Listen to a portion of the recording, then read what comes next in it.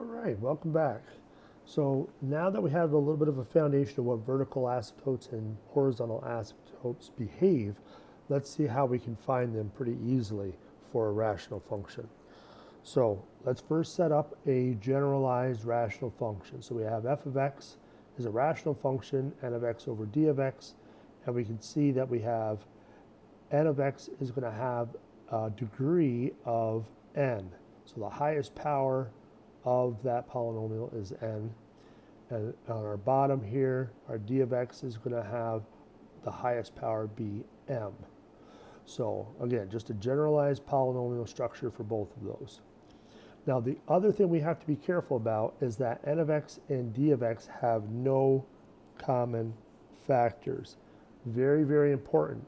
When there are common factors, we're going to see some other behaviors, but we'll tackle that in later videos. So now that we have that foundation, what do we know? The graph of f should have vertical asymptotes at the zeros of d of x. So again, where the bottom is equal to 0, that's where our vertical asymptotes are going to happen. So that's pretty straightforward. For 2, the graph of f has at most one horizontal asymptote determined by comparing the degrees of n of x and d of x. So we're going to have 3 possible scenarios. The first one is when the degree in the top is less than the degree in the bottom. So in those cases, the graph of f has the line y equals 0, the x-axis as the horizontal asymptote. So that's the nice case. So when the top power is less than the bottom, it's y equals 0 for that horizontal asymptote. When the degrees are the same, then the graph has the line y equals a sub n over b sub n, the ratio of the leading coefficients, as the horizontal asymptote. So again, just look at those leading coefficients and write them as a fraction, and you're good. And then the third case is when the degree of the top is bigger than the degree in the bottom. Then there's simply no horizontal asymptotes. However, note, if the graph of f has no horizontal asymptotes, then there could potentially be a slant asymptote, and that's going to be discussed in a few minutes. So slant asymptotes obviously is a diagonal type of asymptote, but that only happens in very rare occasions, and we'll see why or when. Okay, so let's try a few examples and test out all of this. Find all vertical and horizontal asymptotes of the graph of the function. All right. Now, the one thing we notice is that there's no common factors between the top and the bottom. We can't factor anything out and cancel out any common factors, so that's good. So let's do our vertical asymptotes first. So we want to set the bottom equal to 0. So 3 minus 5x equal to 0. And we can solve this pretty quick. So 5x is equal to 3. So x is equal to 3/5. So again, vertical asymptotes are a vertical line. So you make sure you use the equation. Don't just say a number, because that's not clear of what you're trying to convey. So x equals 3/5 should be our vertical asymptote. Now for horizontal, what do we want to do? We got to look at the highest degrees in the top and the bottom. So looking at our rational function here, highest degree is 1, highest degree is 1, so they're the same. So what does it say when they're the same? When n equals m, the graph of f has a line y equals a sub n over b sub m, the ratio of the leading coefficients. So all you're doing is looking at the numbers in front. So 2 on the top and negative 5 on the bottom. And we can put it in front of the fraction. So that's it. Again, the degrees are equal. So that's it. That's the vertical and horizontal asymptotes. Now for this one, well, we have a linear a linear polynomial on the top, we have a quadratic polynomial on the bottom. So we do have a little bit different scenario going on here. But let's start with the vertical again.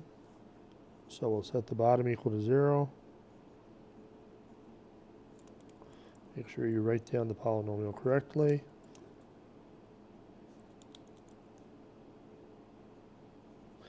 And so now we want to factor this, if we can. If not, well, we can use other techniques, but I think we might be able to factor it.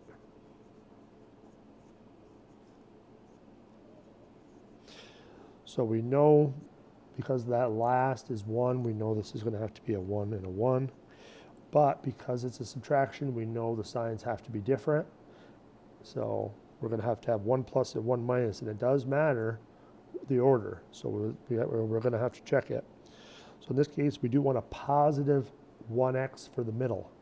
So because we have this 2x is bigger than that one, I'm guessing this is going to have to be plus, and that's going to have to be minus. So positive 2x and a minus 1x is your positive 1x. So we're good.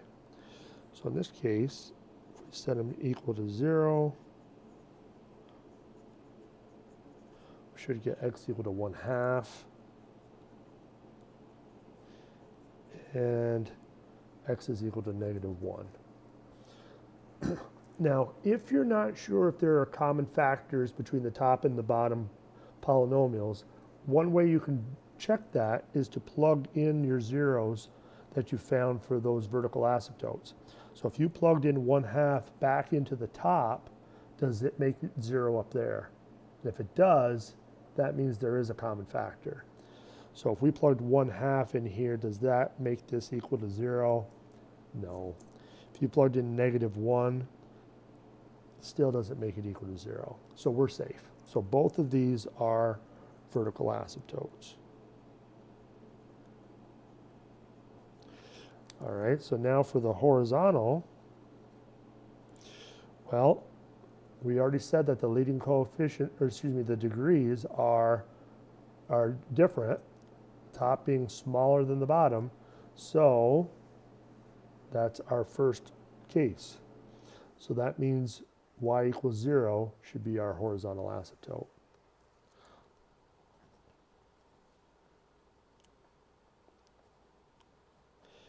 And maybe we'll just write it like that, n is less than m.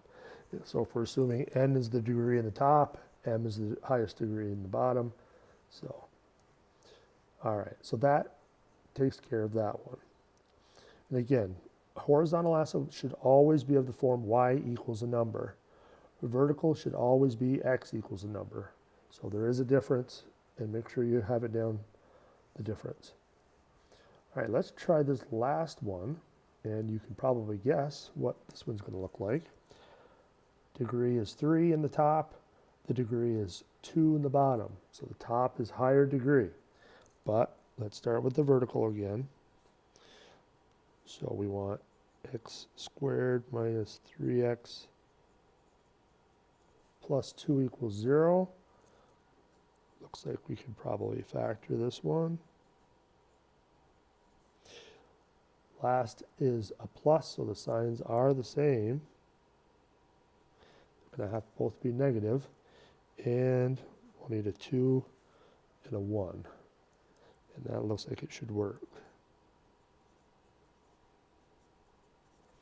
So we get x equals 2 and x equals 1. And again, if we plugged them in the top, it doesn't make the top equal to 0, so we're good.